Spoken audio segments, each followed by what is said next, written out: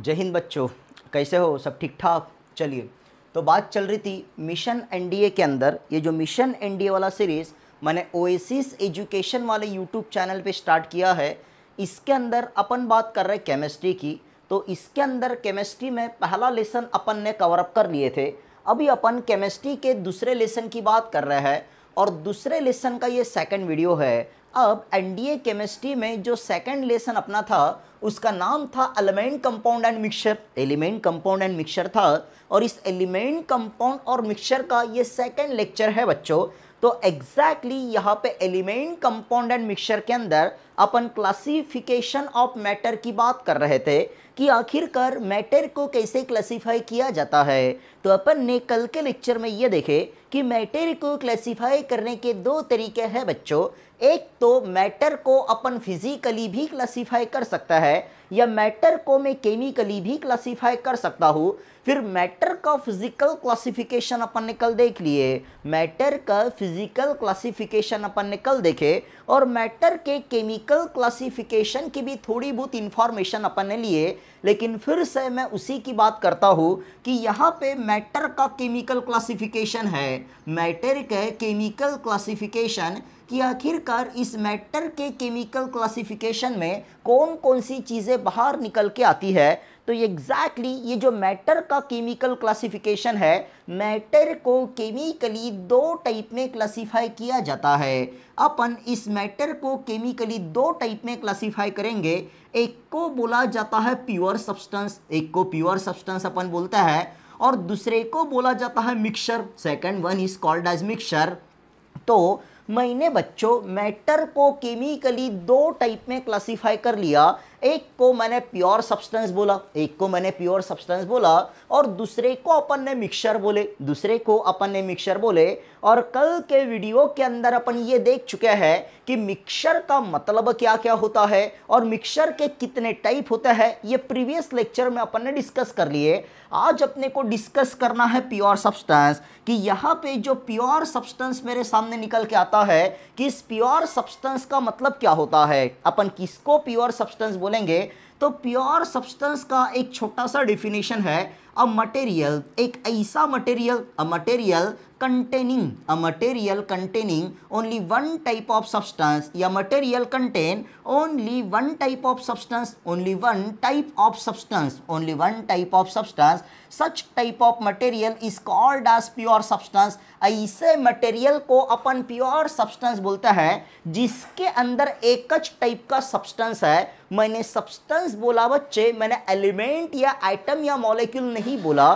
तो एग्जैक्टली अगर मैं बात करने लगा प्योर सब्सटेंस की, मैं प्योर सब्सटेंस की बात करने लगा तो ऐसा मटेरियल जिसके अंदर एक ही टाइप का सब्सटेंस प्रेजेंट हो या ऐसा मटेरियल जो एक ही टाइप के सब्सटेंस से बना हो, ऐसे मटेरियल को अपन प्योर सब्सटेंस बोलेंगे, ऐसे मटेरियल को प्योर सब्सटेंस बोलेंगे।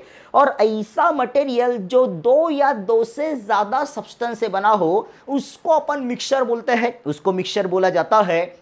मतलब कल ये जो मिक्सचर अपने सामने आया था, इस मिक्सचर को मैं नॉन प्योर सब्सटेंस भी बोल सकता हूँ या फिर इस मिक्सचर को मैं इनप्योर सब्सटेंस भी बोल सकता हूँ। ये भी एक चीज़ होती है, ये भी अपन ध्यान में रख सकते हैं। तो अब अपन बात करेंगे प्योर सब्सटेंस की, अपन बात करेंगे प्योर सब्सटेंस की कि आखिरकार ये जो प्योर सब्सटेंस मेरे पास निकल के आया, ये जो प्योर सब्सटेंस मेरे पास निकल के आता है, इस प्योर सब्सटेंस को अपन फिर से कितने टाइप में क्लासिफाई कर सकते हैं, बात इसकी चल रही है। तो pure substance are again classified into two type. मैं प्योर सब्सटेंस को फिर से दो टाइप में क्लासिफाई कर सकता हूं बच्चों।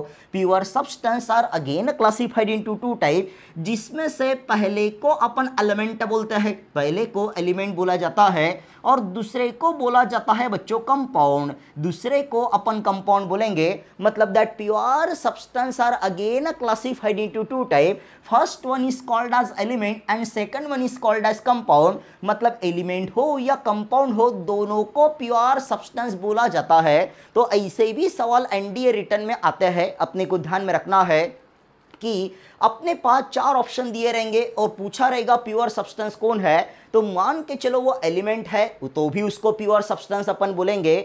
अगर मेरे पास कोई कंपाउंड दे रखा है तो मैं कंपाउंड को भी प्योर सब्सटेंस बोलता हूं। मेरे बच्चों ये चीज ध्यान में रखना है, मतलब एलिमेंट हो या कंपाउंड हो, दोनों को अपन प्योर सब्सटेंस बोलेंगे, दोनों को प्योर सब्सटेंस बोला जाएगा। तो सवाल ये उठता है कि मैं एलिमेंट को डिफाइन कैसे करूं, मैं एलिमेंट को कैसे डिफाइन करूंगा, क्योंकि एलिमेंट एक प्योर सब्सटेंस है तो एलिमेंट को प्योर सब्सटेंस ही बोला जाएगा। तो ऐसा pure substance, the pure substance contains, the pure substance contains only one type of, the pure substance contain only one element, ऐसा प्योर सब्सटेंस जिसके अंदर एक ही टाइप का एलिमेंट होता हो, जिसके अंदर एक ही टाइप का एलिमेंट बोलता, एक ही टाइप का आइटम होता हो, एक ही टाइप का आइटम होता हो या फिर एक ही टाइप का मॉलिक्यूल होता हो, उसको जनरली अपन एलिमेंट बोलेंगे, उसको जनरली एलिमेंट बोला जाएगा। The pure substance contain only one type of atom. The pure substance contain only one type of atom. Such type of pure substance is called as element. ऐसा pure substance जिसके अंदर एक ही type का item है उसको अपन element बोलता है, उसको अपन एलिमेंट बोलेंगे। तो सवाल ये उठता है कि अगर मेरे पास एलिमेंट है तो इस एलिमेंट को मैं फिर से 3 टाइप में क्लासिफाई कर सकता हूँ। That element are again classified into 3 type. मैं एलिमेंट को फिर से 3 टाइप में क्लासिफाई कर सकता हूँ। बच्चों ध्यान में रखना है कि एलिमेंट को मैं फिर से 3 टाइप में क्लासिफाई करूंगा, जिसमें से पहले को मैं मेटल बोलता हूँ। मतलब एलिमेंट को मैं 3 टाइप में क्लासिफाई तो जरूर कर रहा हूँ, लेकिन एलिमेंट के फिजिकल और केमिकल प्रॉपर्टीज के हिसाब से। तो पहले टाइप का एलिमेंट है जिसको मेटल बोला जाता है, दूसरे को अपन नॉन मेटल बोलता है, second one is called as non metal, और तीसरे को बोला जाता है मेटालॉइड, तीसरे को अपन मेटालॉइड्स बोलता है। मतलब according to the physical and chemical properties that element are again classified into 3 type. First one is called as metal, अपने को मेटल, अपन इसको मेटल बोलेंगे। इसी मेटल को अपन कंडक्टर भी बोल सकता है। That metal is also called as conductor, इनको कंडक्टर बोला जाता है। तो मेटल को मैं कंडक्टर्स भी बोल सकता हूँ, मेटल को मैं कंडक्टर भी बोल सकता हूँ। दूसरे को बोला जाता है नॉन मेटल, दूसरे को अपन नॉन मेटल बोलेंगे। नॉन मेटल को प्यार से इंसुलेटर भी बोला जाता है। That non metal is also called as insulator. और तीसरे को बोलते हैं मेटालॉइड, जिसको अपन सेमी कंडक्टर बोलता है, जिसको अपन सेमी कंडक्टर बोलेंगे। तो अब अपन इसके कुछ एग्जाम्पल्स देखते हैं कि अगर मेरे पास मेटल है, अगर मेरे पास मेटल है तो मेटल के कौन कौन से एग्जाम्पल है। जैसे मेरे पास जिंक है, मेरे पास कॉपर है, मेरे पास सिल्वर है, मेरे पास एल्यूमिनियम है। ऐसे बहुत सारे मेटल अपने पास है बच्चों, जैसे कि मेरे पास सोडियम है। इतने सारे एलिमेंट जो मैंने लिखा है इन सभी को अपन मेटल बोलेंगे, इन सभी को मेटल बोला जाएगा। अगर मैं नॉन मेटल की बात करने लगा तो इनको जनरली इंसुलेटर बोला जाता है। तो जितनी सारी गैसेस होती है उनको अपन नॉन मेटल बोलता है। तो मेरा पास O2 गैस है, मेरा पास N2 गैस है, मेरे पास H2 गैस है, या जितनी सारी नोबल गैसेस है, जितनी सारी नोबल गैसेस है, उन सभी को अपन नॉन मेटल बोलेंगे, उनको नॉन मेटल बोला जाएगा। अगर मैं मेटालॉइड्स की बात करने लगा तो मेरे पास सिलिकॉन है, मेरे पास जर्मानियम है, मेरे पास आर्सेनिक है। इन सभी एलिमेंट्स को जनरली अपन मेटालॉइड बोलता है। मेटालॉइड का मतलब ऐसे एलिमेंट जिनके अंदर मेटल की भी प्रॉपर्टी हो और नॉन मेटल की भी प्रॉपर्टी हो। Such type of all the element are called as metalloid. अभी यहाँ पे अपन फिजिक्स नहीं पढ़ रहे, नहीं तो इसकी पूरी डिटेल कहानी अपन ने पढ़ा रहता है।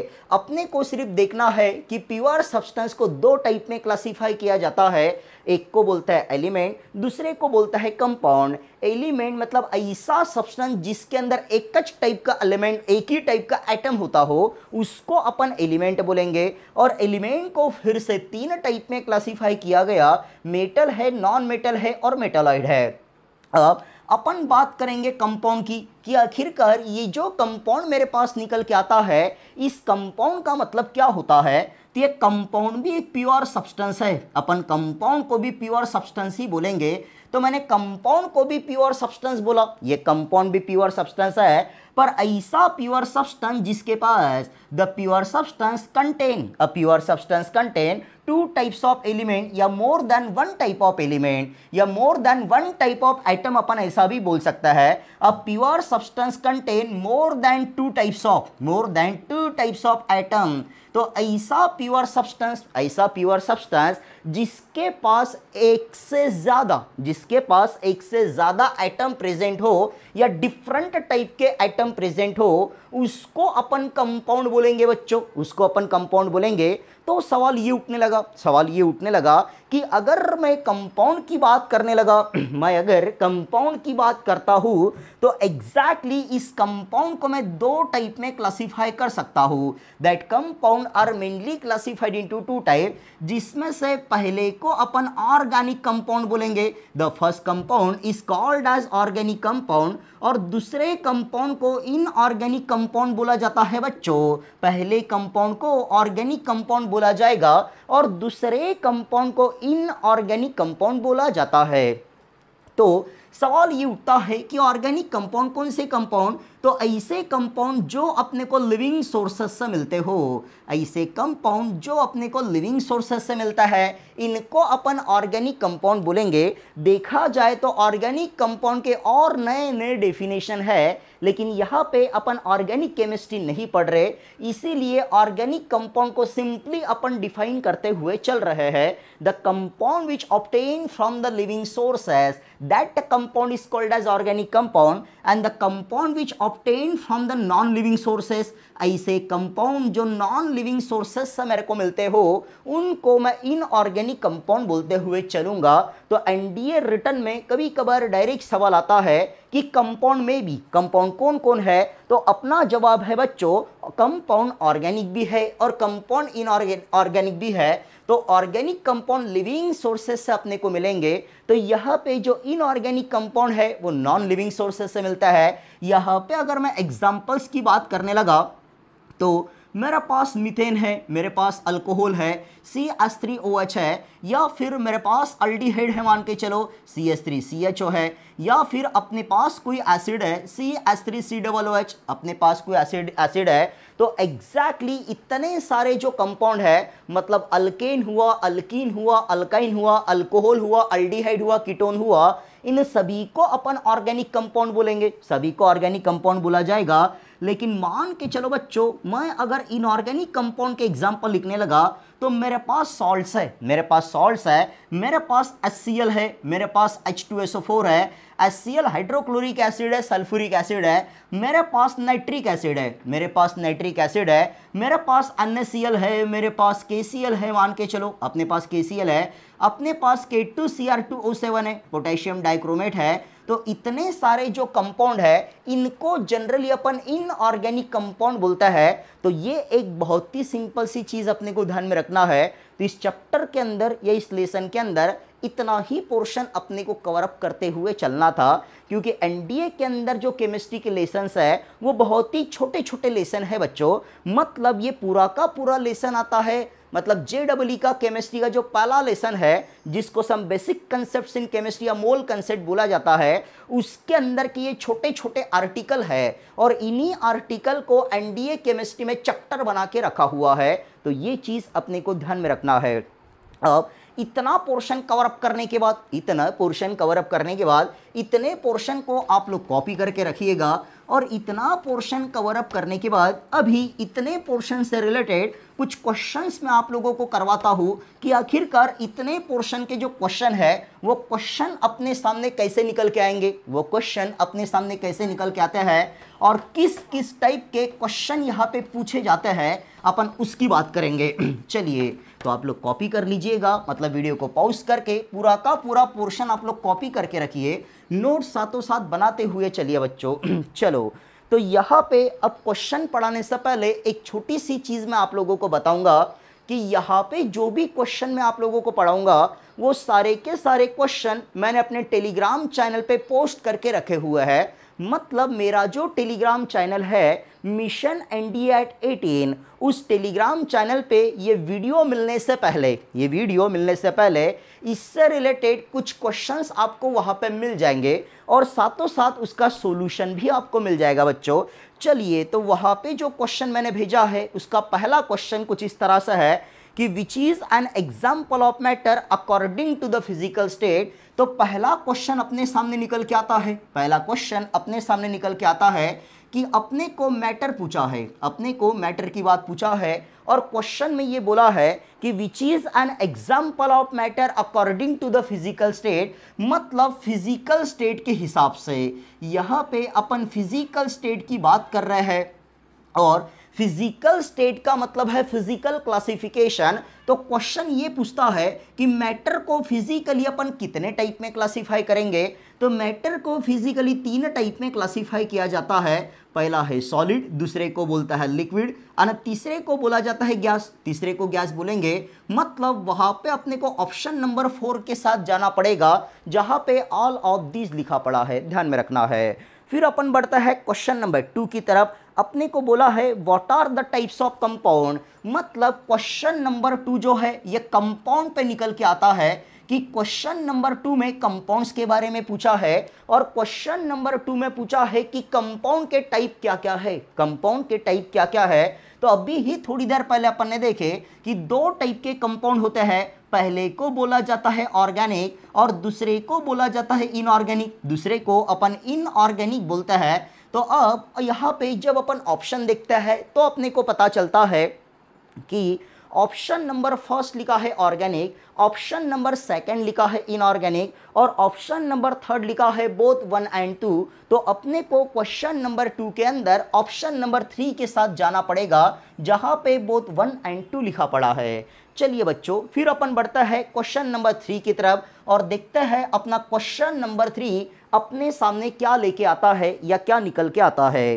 तो which of the following is an example of homogeneous mixture. Question ऐसा है कि क्वेश्चन में अपने को होमोजीनियस मिक्सर के बारे में पूछा है। मैं पहले ही बता चुका हूं कि मिक्सर पे बहुत ही इंपॉर्टेंट सवाल आते हैं बच्चों। तो क्वेश्चन है होमोजीनियस मिक्सर पे, क्वेश्चन है होमोजीनियस मिक्सर पे।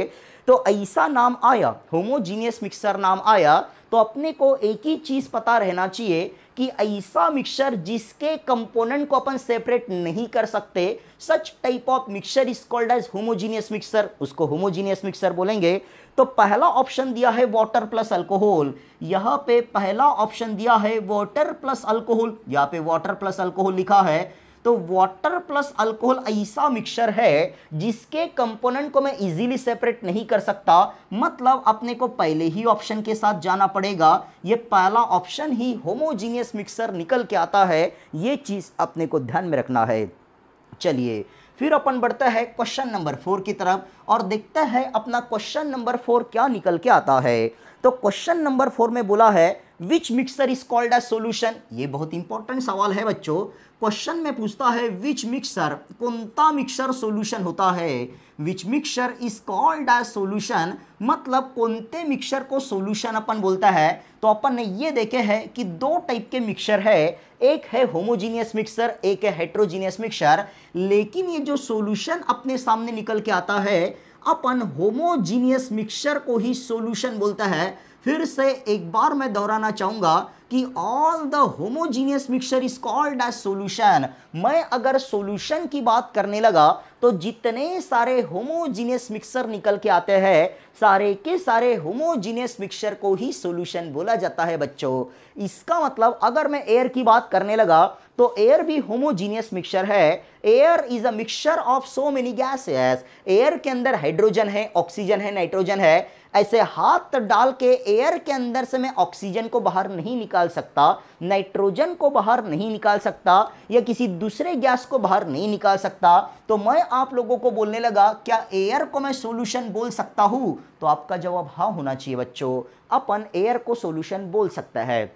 चलिए फिर अपन देखते हैं कि पांचवा क्वेश्चन अपने सामने क्या लेके आता है। तो क्वेश्चन नंबर 5 है which of the following is an compound, मतलब कंपाउंड कौन है। अपने सामने 5 या 4 ऑप्शन दिए हैं और अपने को बोला है इन 4 ऑप्शन में कंपाउंड कौन है। पहला ऑप्शन है ग्राफाइट जो कंपाउंड नहीं है, प्रोड्यूसर गैस है, सीमेंट है, मार्बल है। तो यहाँ पे अपने को ऑप्शन नंबर 4 के साथ जाना पड़ेगा बच्चों, मार्बल। मार्बल का मतलब कैल्शियम कार्बोनेट होता है, मार्बल का मतलब कैल्शियम कार्बोनेट होता है।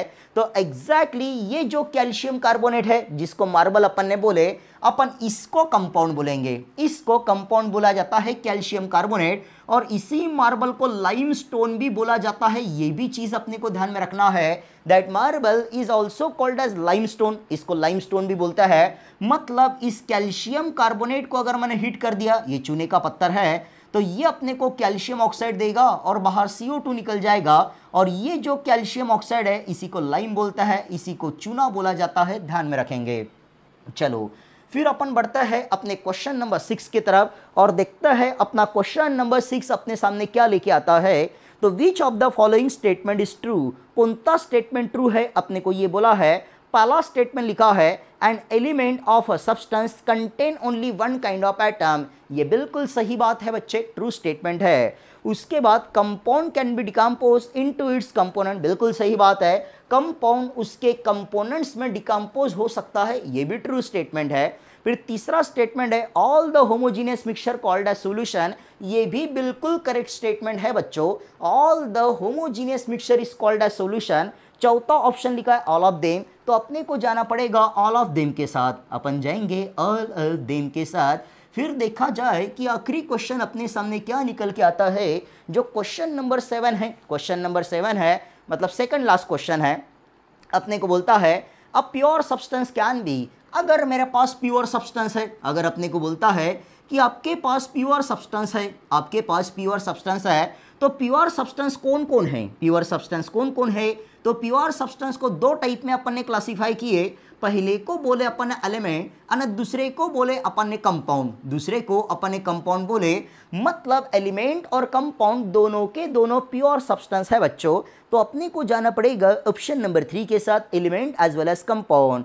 फिर क्वेश्चन नंबर 8 और आखिरी क्वेश्चन है, ये थोड़ा इंपॉर्टेंट क्वेश्चन है, नीट मतलब ये थोड़ा इंपॉर्टेंट क्वेश्चन है एनडीए पॉइंट ऑफ व्यू से। देखो क्या बोलता है, which of the following is not a mixture, not a mixture बोला है कि नीचे में 4 ऑप्शन अपने पास लिखे हैं और उनमें से मिक्सर कौन नहीं है। मैं फिर से दोहराना चाहूंगा, एनडीए पॉइंट ऑफ व्यू से इंपॉर्टेंट क्वेश्चन है।